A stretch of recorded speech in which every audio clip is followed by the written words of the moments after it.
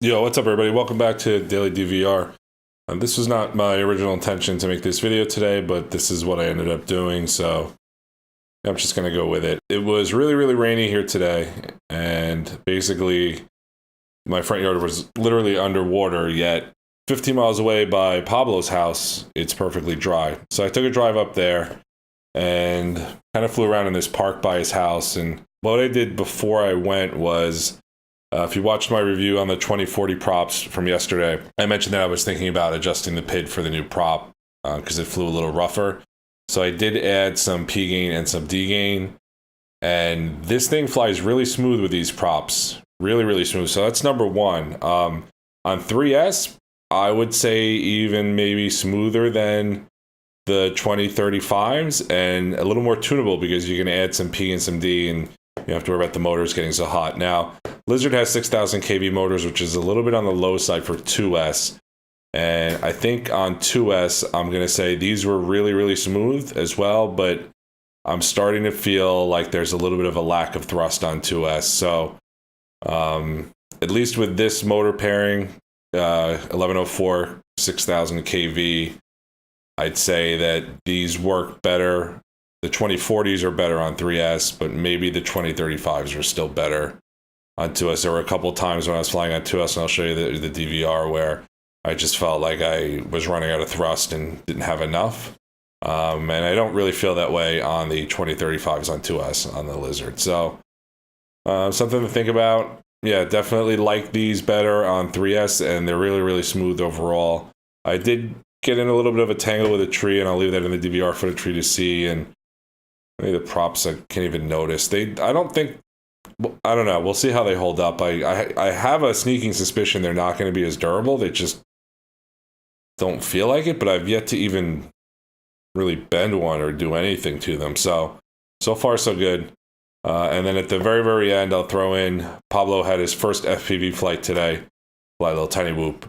So I'll throw in a little footage at the end for you guys who are curious to see that. You stick around till the end. So I wasn't really planning on showing you guys this footage because it was kind of dark by the time I got to start flying. And it's even darker than it looks in the DVR, but Lizard camera doesn't really like low light. You're going to see where the camera really can't handle the dynamic lighting, and it actually looks better in the DVR than it did in the goggles. I was having a really hard time seeing, so I didn't do anything super interesting. I wanted to mess around near the trees and some of the obstacles there, but just couldn't really see well enough in the goggles. So enjoy, guys. Check out the DVR footage and have a good one.